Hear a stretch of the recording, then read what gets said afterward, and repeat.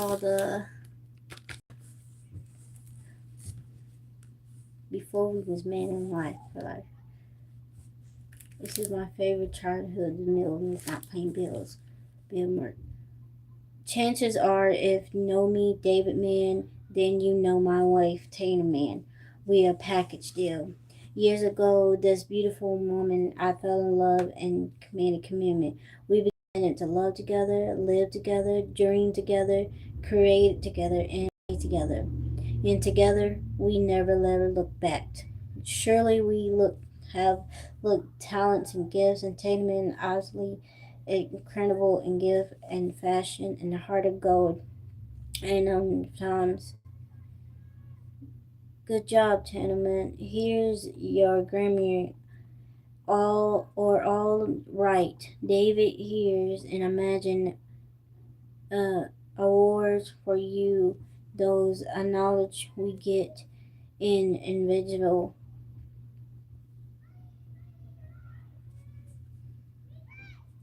I'm just gonna let you. You tell me on here. You know what? I'm gonna let y'all listen to it because if I read it, y'all can like, the heck? Let her shut up and listen to it. So what I decided to do is let me go. Since I love this movie, this is the book, and this is the. You can see that. I got it from the library. I was looking all over for this book, and I'm not gonna lie, but I'm gonna take this off, and I'm gonna let y'all listen to it. So you'll have fun. I might not have enjoyed every moment of my childhood, but I wouldn't change a bit of my journey now. If every twist and turn happened so I could be where I am today, I gotta then every restart it. tear and every year was worth it. I was born in Lubbock, Texas, to an incredible, resilient woman. Let me My restart mother, it. Sandra Mann, not only was the rock of our family, but also she was a miracle worker. Somehow, with just a seventh grade education and living on a very limited income, she raised five strong sons by herself. This thing's still And she going. taught us if every twist we are, these two, we believe it. We share these stories to. Hold on, I'm trying to start all recover for Even as a. y'all. So, take heart. How's everybody doing? Tyler Perry. When I envision marriage, I think about my mother and father, who were together for more than 40 years. Despite the longevity of their marriage, my mother received no love, no support, no encouragement, nothing positive. So from childhood on, I've looked at marriage as a pretty miserable institution. There you go. Chapter 1, Humble Beginnings. Before we were man and wife for life. My favorite childhood memory is not paying bills. Bill Murray. Chances are, if you know me, Okay. David Mann, then you know my wife, Tamela Mann. We're a package deal. Years ago, this beautiful woman and I fell in love and made a commitment. We committed to love together, live together, dream together, create together, and play together. And together, we never look back. Sure, we have different talents and gifts. Tamela is obviously an incredible anointed singer with a flair for fashion and a heart of gold. Now, I'm the funny one. And sure, sometimes the world says, good job, Tamela, here's a Grammy. Or, all right, David, here's an Image Award. Those accolades we get as individuals are valuable to us only when we share the joys and the sorrows together. We are first and always a team. I can't imagine life without her. When we talk about where we are today and how much we've been blessed, we see how it all started long before we even met, right here? That's right, babe. Tell them how it all started. The beginning of life shapes you for the rest of your life. I might not have enjoyed every moment of my childhood, but I wouldn't change a bit of my journey now. If every twist and turn happened so I could be where I am today, I don't know if then y'all can every see it. tear and every year was worth it. I was born in Lubbock, Texas, to an incredible, resilient woman. My mother, Sandra Mann, not only was the rock of our family, but also she was a miracle worker. Somehow, with just a seventh grade education and living on a very limited income, she raised five strong sons by herself. And she taught us how to be honorable, honest, and holy. That was it? I know that's not it. No, no. I know that's not And it. she taught us how to be honorable, honest, and holy. Are you kidding me? Honest and heartable and holy. That's where he stopped at. It's holy. I have to read everything by myself and I start out there too. Let me see. Game over. You look like a game over. Man, I thought I was gonna read it through. Man, chicken pops. I can't say nothing about it. I can't say nothing. I can't say nothing. I mean, you went to. Man, I'll try my best. Don't make fun of me. He stopped at holy. I am the second oldest of the five. Each of us had a different life, father. From my mother, I heard who ought to be from my father. I heard it who not to be. In more than 50 years of living, I saw my father about 6 times. I had one conversation with him a few years ago.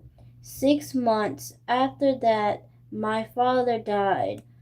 My mom had her first child at 14. She had me at 16. She was a baby having babies, and she experienced a lot of difficulty because of it. My grandparents forced her to quit school in the seventh grade because she was that so young the family judged it her harassingly. The community she grew up in labored her damaged goods. It it's a shame, really, Mom. Had so many natural talents, skills that she could have become whatever she put her mind to, but she had no one to help her. No one was willing to mold it, her, neutral her, or see her really. This is getting good. Don't judge me. I may start to see her so like many people who have been overlooked it and rejected. Mom searched it for love in all the wrong places. What I remember most about growing up is that we were always moving. Not long after my second or third birthday, we moved it from Lockbolt, Lubbock, Texas. My mother got married for the first time. We moved it we moved it to St. Louis, but that was only a pit of stop before we could get accustomed to our new home. The relationship between my mother and her first husband became more than toxic.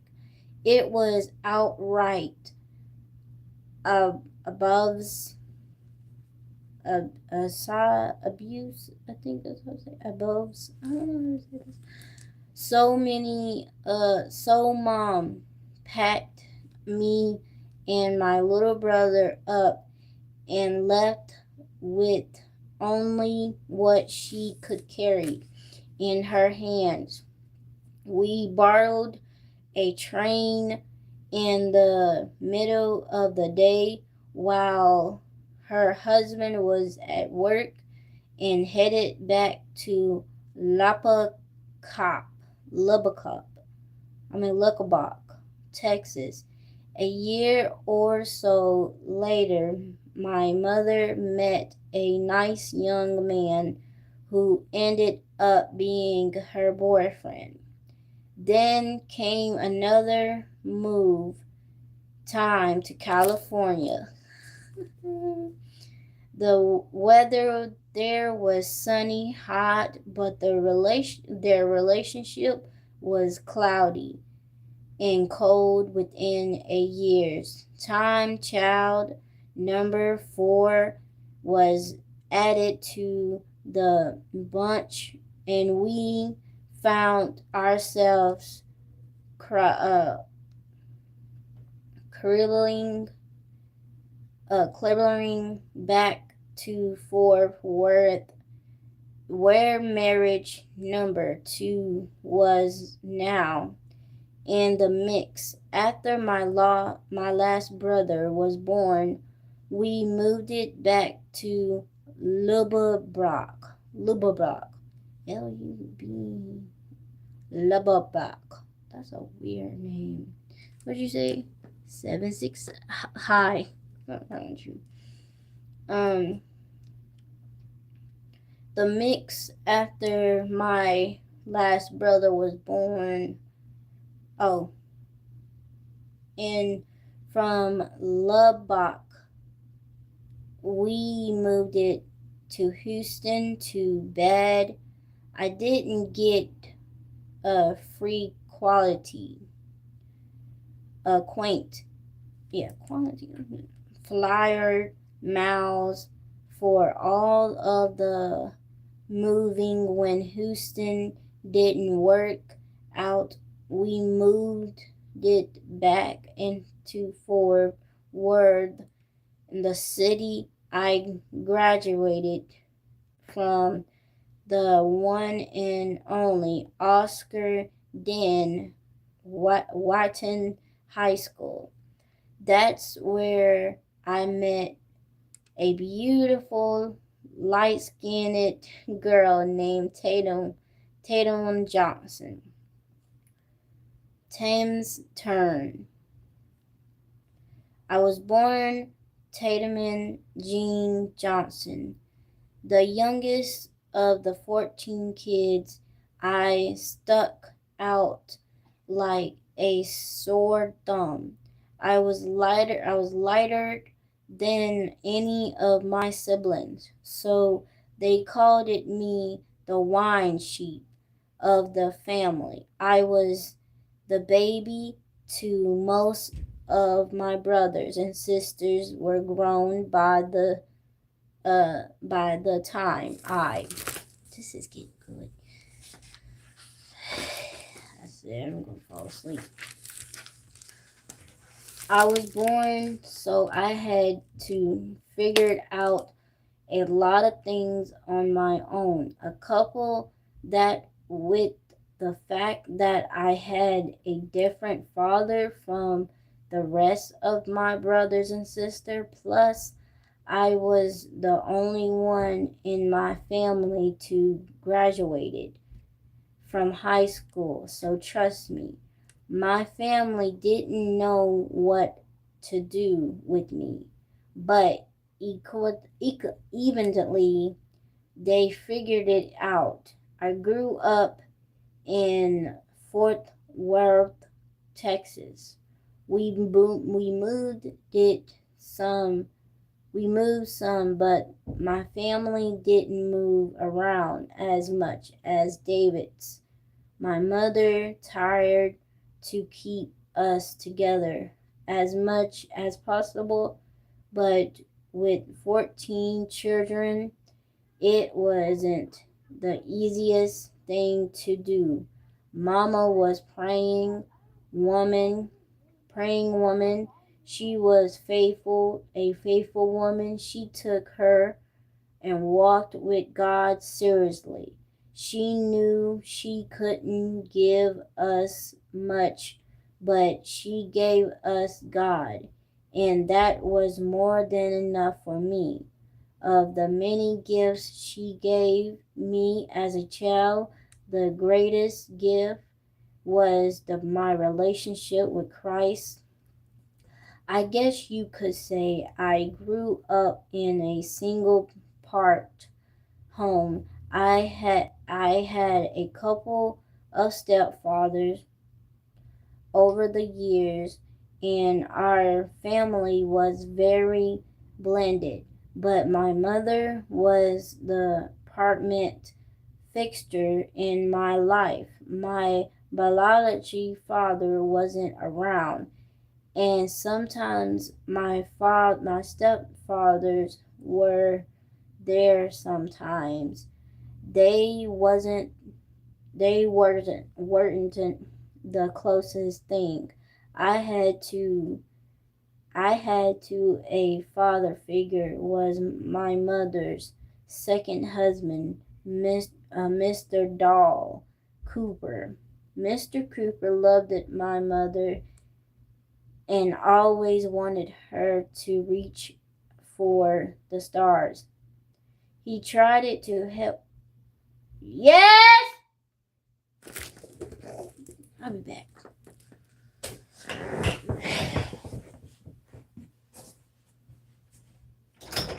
Ma'am?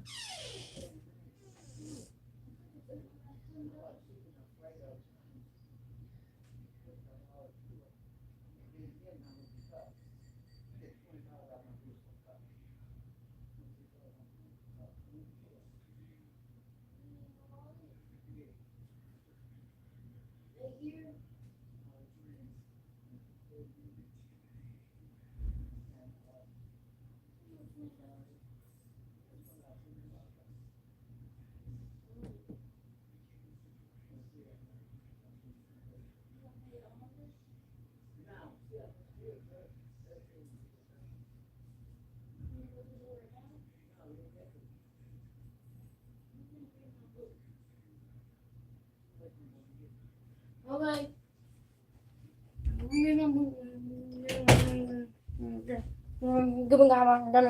Sorry, guys. I was reading a book. I'm so sorry. Where'd you go to, Jazzy? Somebody was calling my name. Okay. Dang it. I forgot where I was. Oh, I was somewhere. Mr. Cooper loved my mother and always wanted her to reach for the stars. He tried to help her rise beyond her third grade level of education, and I believe he wanted to get mom out of poverty, but she never did it. So ironical. Hmm. Because my mother had so much faith in God and could believe God for everybody else else but I didn't think she had enough faith to come out of poverty. Mr. Dahl was sent by God to help her see life differently. When I was 12 years old, Mr. Dahl Cooper died. He had plenty of land, house, cars, property, but when his family came to the funeral, They claimed all of his possessions and left my mother with nothing. She had helped him to build institutions his life, and they left her with nothing. She was there when he took his last breath, and even though they had their ups and downs, that's actually a song, his family didn't think enough about her or her 14 kids to leave her a car to ride in. Mr. Dahl was my mother's everything. So when he passed away, she had nothing to build from a man. He was a gift. He wasn't perfect, but he was a good guy. I always felt like if Mr. Dahl had lived, it not only would he have helped did my mother a chance change her mindset, but he would have also helped me to take my education more seriously. I believe I eventually wouldn't have gone to college, but we were poor. Who was going to pay for the college? My brothers had Social Security checks coming in, and my mother received a welfare check every month. That's how we survived.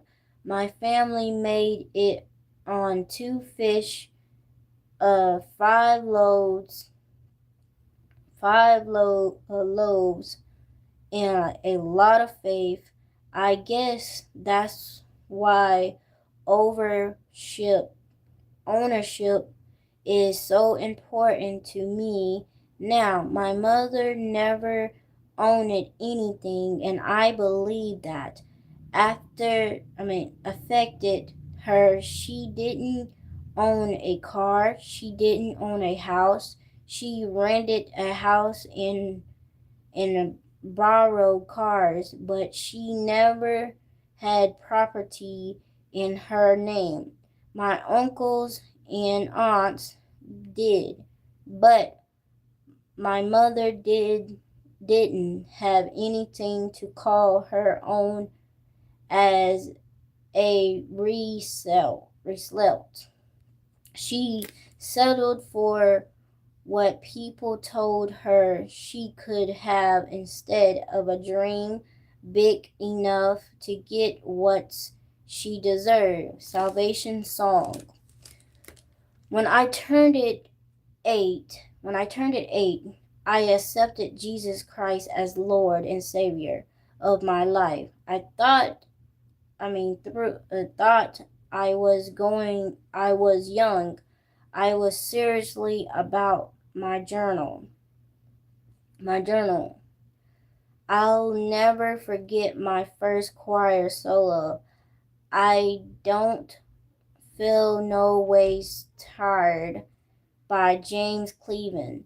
I sung it all the time, and when I got to the bridge, I didn't believe he brought me this far to leave me.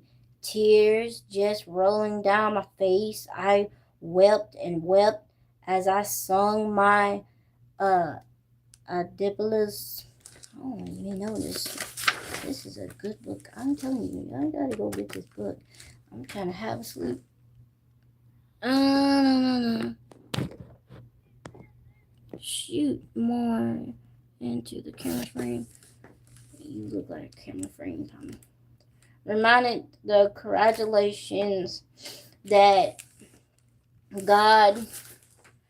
God had kept my mama and God had kept my family.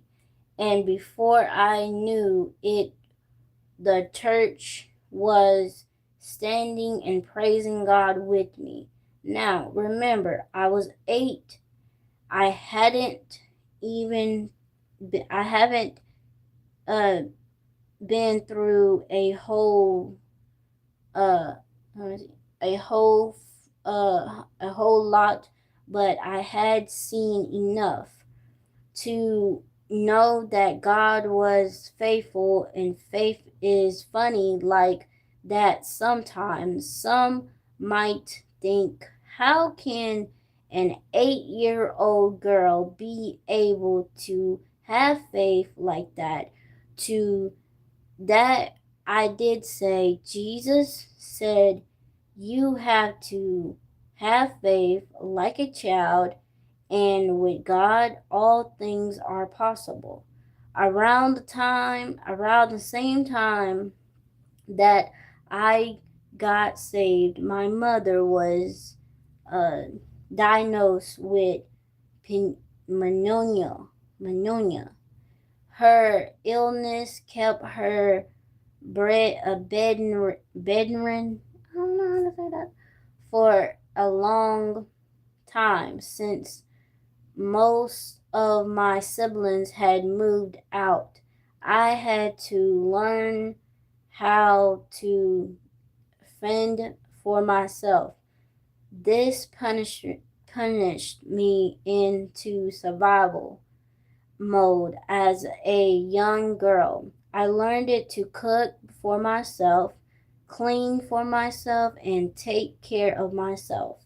I had to take care of myself when nobody else was around, but the truth is, it wasn't me. God kept me even when I didn't know it experiencing. God faithfulness as a child helped it me to truth him helped it me to trust him as an adult. I survived some painful things as a child. Some memories and were so painful that I blocked them out, but through the pain, the struggle, let I never let go of God, and I never let go of my song. God used my singing to draw me to Him. I was so young, but God used my voice to save me from myself. He used it the gift to protect me from the danger of my life. Whenever I sung, I don't feel no ways tired. I knew that a brighter day was coming. Even through the moments of darkness, it was installed it in my heart. Early on, I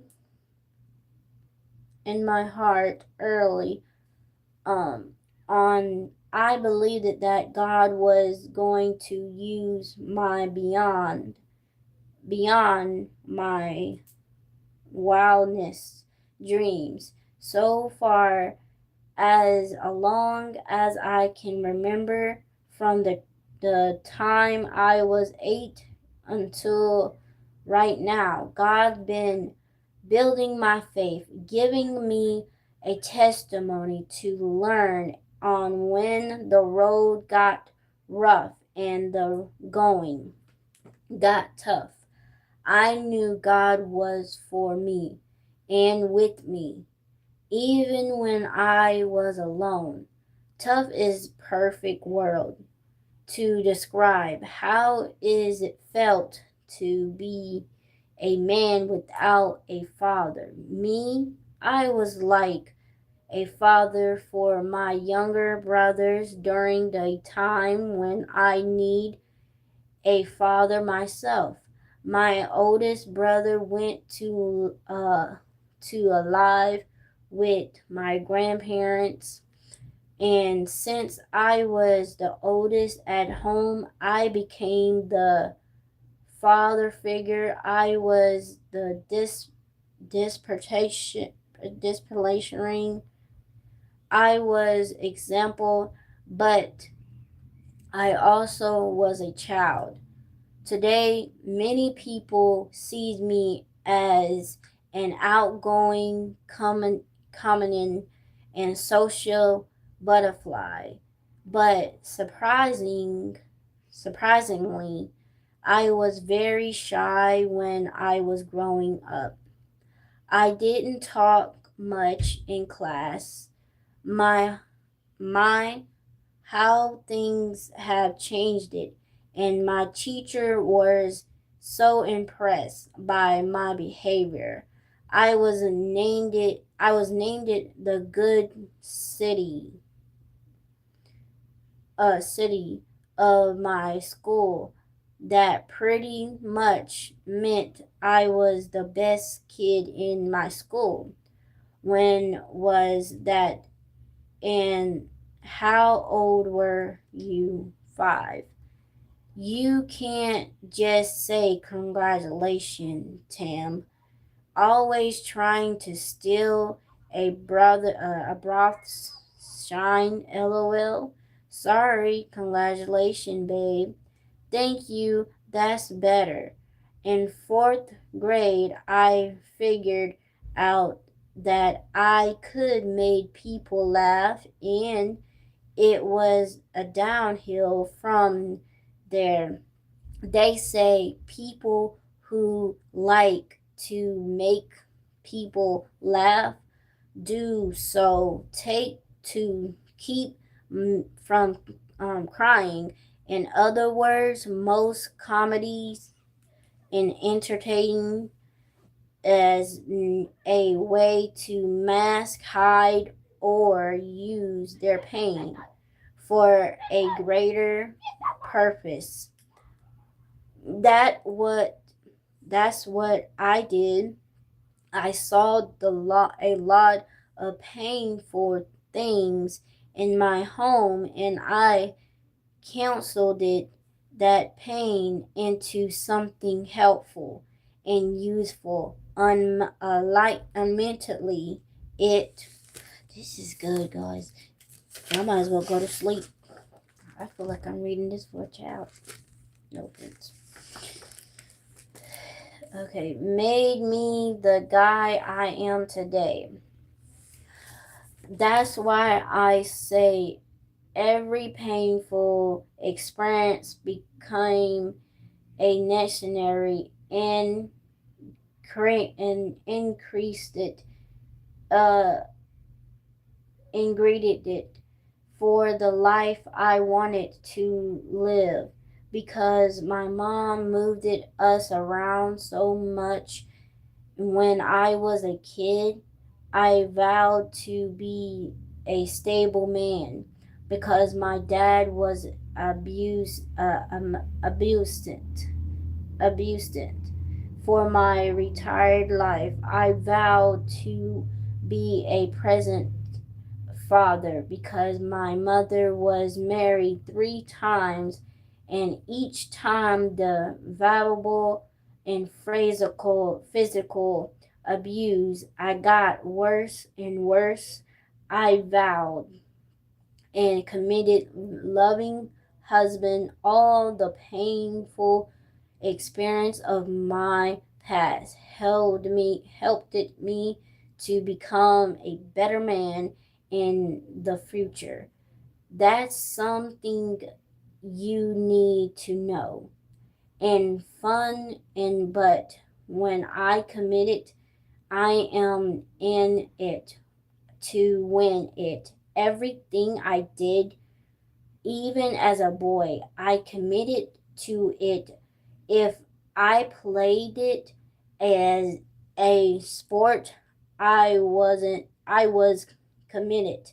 I didn't let anything stop me.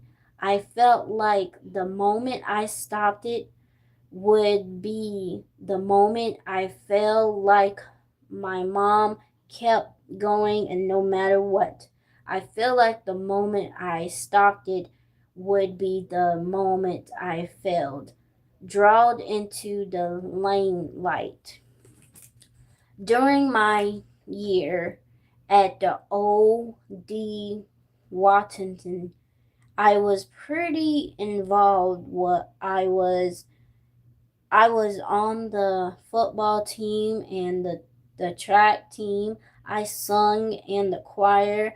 I was on the boxing team, and I was a member of the drama club. My mother was busy working 3 jobs at one time just to make ends meet, so she didn't have time to come to any of my games or my matches. I think in all 4 years that I played it, my mother may have come in one football game and one boxing match, but she was frustrated and overwhelmed. I understand it now, but I didn't understand it back then. A lot of times my mother took her frustration out on us, back on us. Mama, I wasn't the nurturing type.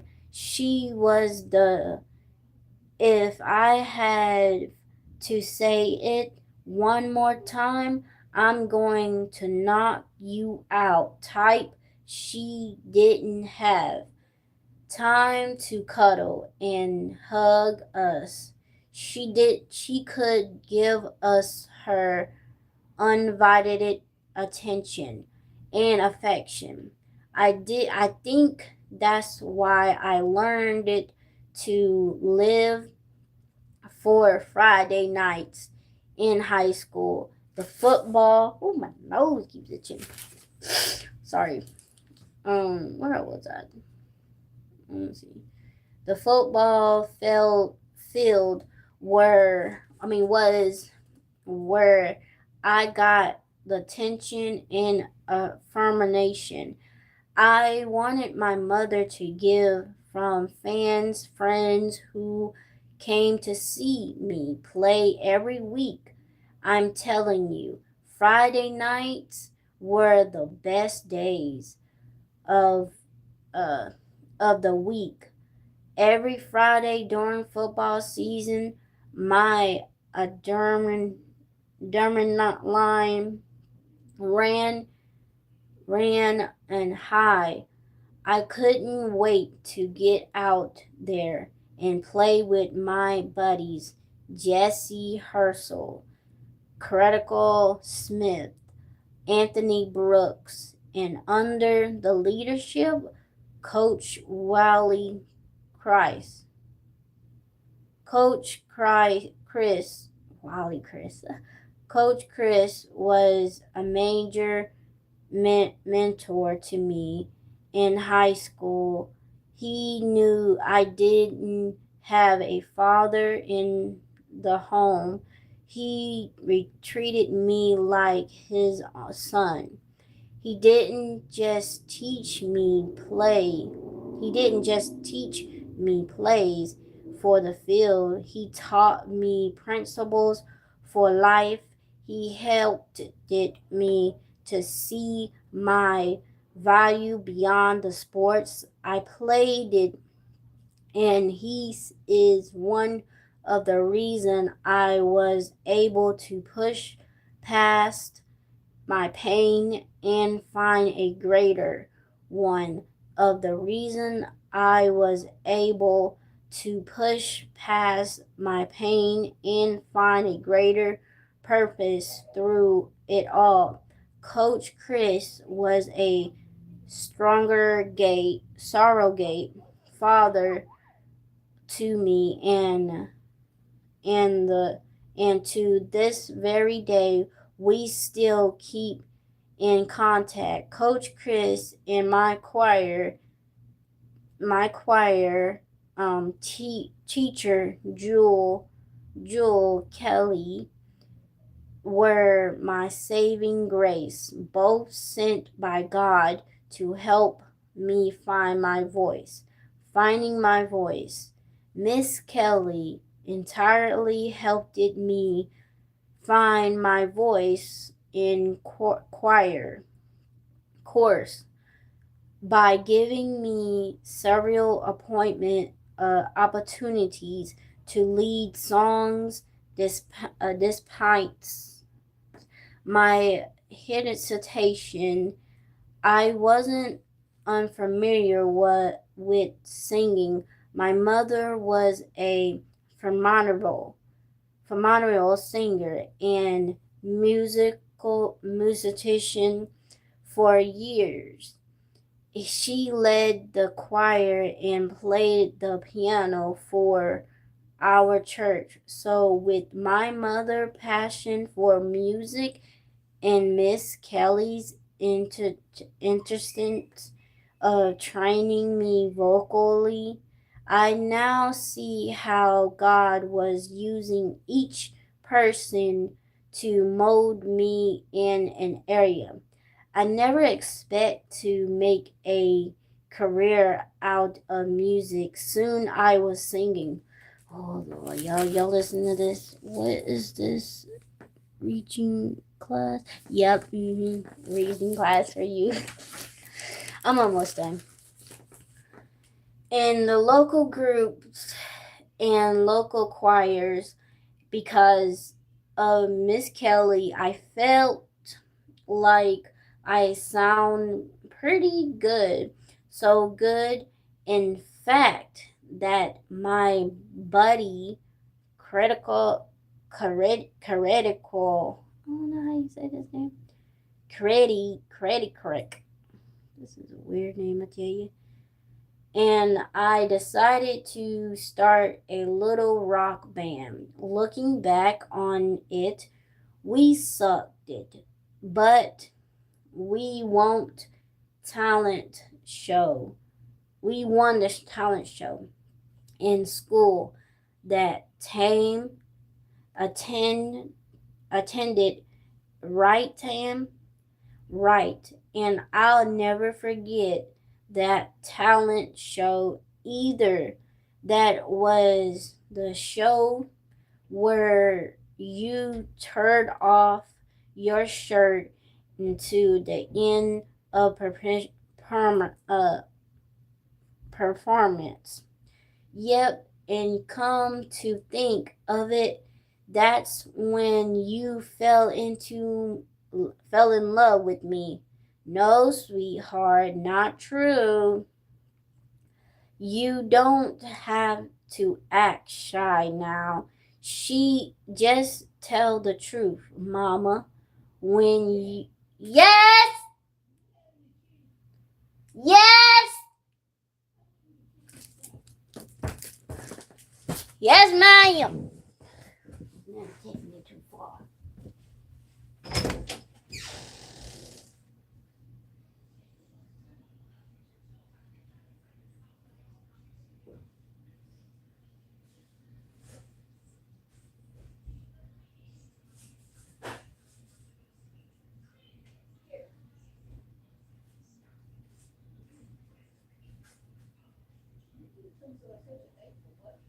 I'm reading the book. I can't go back to the book. I can't go back to it.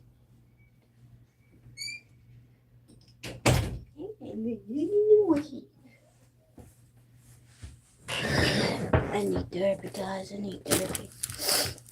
I forgot I was on. Okay. You don't have to act shy now. Just tell the truth, mama. When you saw my strong, muscular hunk